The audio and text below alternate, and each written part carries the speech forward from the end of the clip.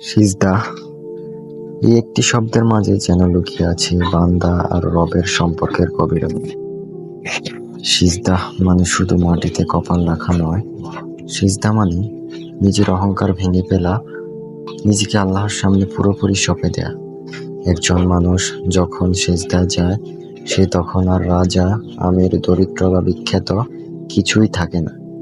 সে শুধু একজন বান্দা হয়ে যায়, এমন এক বান্দা যে তার প্রভুর সামনে মাথা নত করেছে।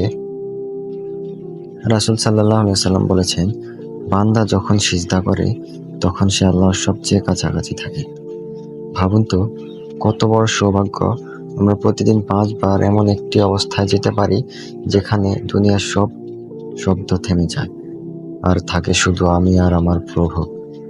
এই সিজদার মধ্যেই লুকিয়ে থাকে শান্তি, ক্ষমা, প্রেম এবং আত্মার প্রশান্তি। যখন আপনি কাঁদেন, দুঃখ ভেঙে পড়েন, তখন আল্লাহর দরজায় সিজদায় পড়ে যান।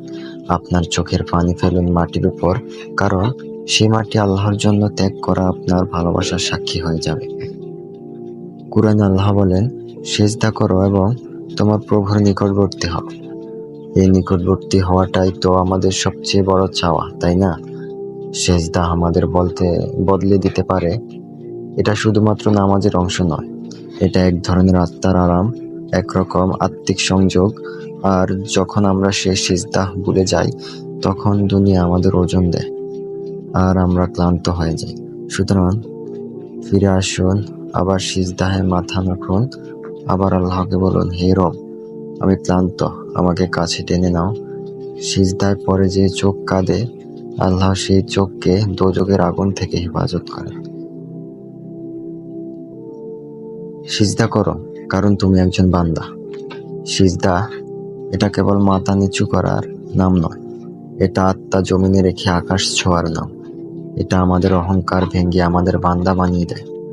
আমরা জীবনে অনেক কিছুর পেছনে ছুটি, কিন্তু একটি মাত্র সিজদার মাঝেই আছে এমন একটা শান্তি যা টাকা পয়সা, খ্যাতি বা মানুষ দিতে পারে না।